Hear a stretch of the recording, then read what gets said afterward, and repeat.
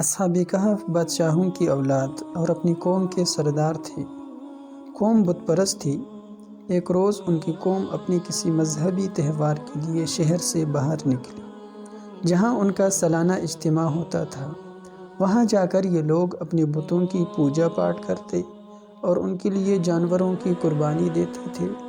ان کا بادشاہ ایک جبار ظالم دقیانوس نامی تھا، جو قوم کو اس بت پرستی پر مجبور کرتا تھا۔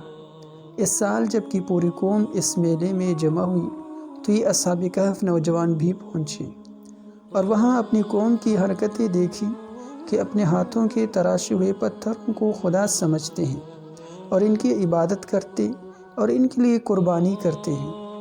اس وقت اللہ تعالیٰ نے ان کو یہ عقل سلیم عطا فرما دی کہ قوم کی اس احمقانہ حرکت سے ان کو نفرت ہوئی اور عقل سے کام لیا، تو ان کی سمجھ میں آ گیا کہ یہ عبادت تو صرف اس ذات کی ہونی چاہیے جس نے زمین و آسمان اور ساری مخلوقات پیدا فرمائی ہیں۔ یہ خیال بیک وقت ان چند نوجوانوں کے دل میں آیا اور ان میں سے ہر ایک نے قوم کی اس احمقانہ عبادت سے بچنے کے لیے اس جگہ سے ہٹنا شروع کیا۔ ان میں سب سے پہلے ایک نوجوان مجمع سے دور ایک درخت کے نیچے جا کر بیٹھ گیا۔ اس کے بعد ایک دوسرا شخص آیا اور وہ بھی اسی درخت کے نیچے بیٹھ گیا۔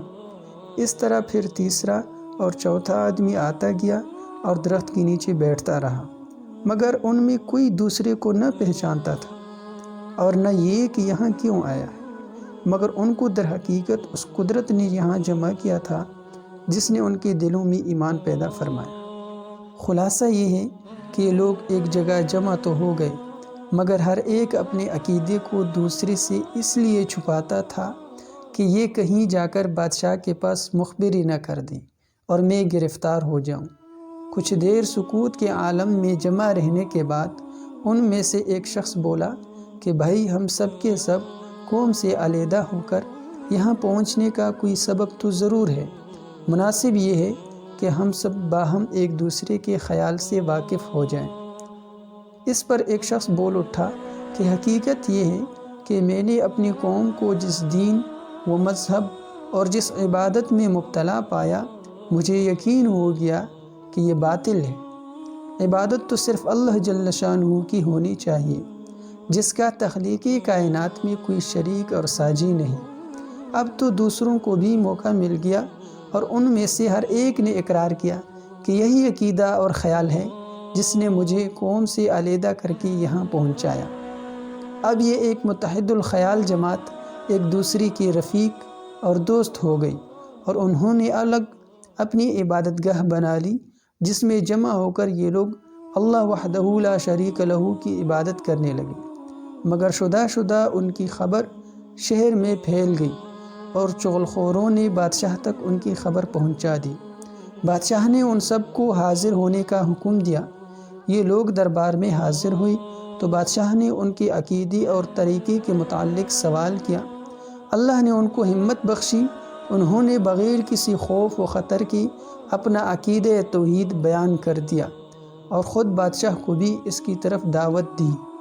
جب ان لوگوں نے بادشاہ کو بے باک ہو کر دعوت ایمان دی تو بادشاہ نے اس سے انکار کیا اور ان کو ڈرایا دھمکایا اور ان کے بدن سے وہ عمدہ پوشاک جو ان شہزادوں کے بدن پر تھی اتروا دی، تاکہ یہ لوگ اپنے معاملے میں غور کریں، اور غور کرنے کے لیے چند روز کی مہلت یہ کہہ کر دے دی کہ تم نوجوان ہو، میں تمہارے قتل میں اس لیے جلدی نہیں کرتا کہ تم کو غور کرنے کا موقع مل جائے۔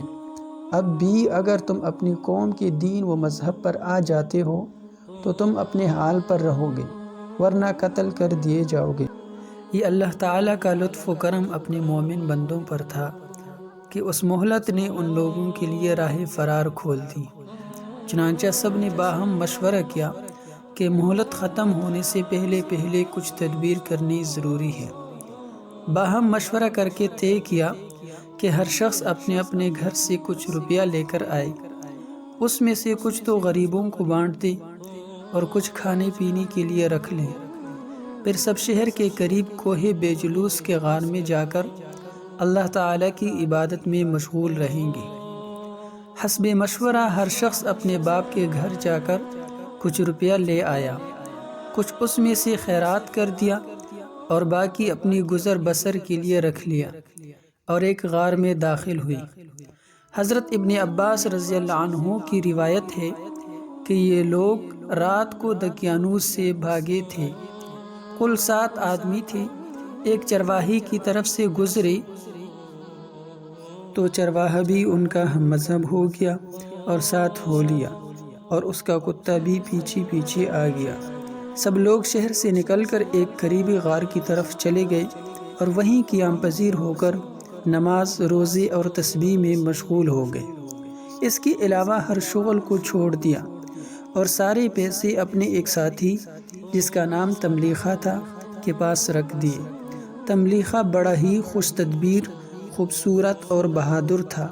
چھپ کر شہر کی طرف جاتا اور سب کے لیے کھانے پینے کی چیزیں خرید لاتا تھا۔ ایک مرتبہ جب شہر کی طرف گیا تو دیکھا کہ شہر کے لوگ ان کی تلاش میں تھے، تو فوراً اپنے ساتھیوں کے پاس واپس لوٹا اور ان کو اس بری خبر کے بارے میں آگاہ کر دیا۔ یہ خبر سن کر سب گھبرا گئے اور سجدے میں پڑھ کر اللہ تعالیٰ سے دعا کرنے اور فتنے سے پناہ مانگنے میں مشغول ہو گئے۔ تملیخہ نے کہا، یاروں، سروں کو اٹھاؤ، کھانا کھاؤ اور اللہ پر بھروسہ رکھو۔ سب نے سجدے سے سر اٹھائے، آنکھوں سے آنسو جاری تھے۔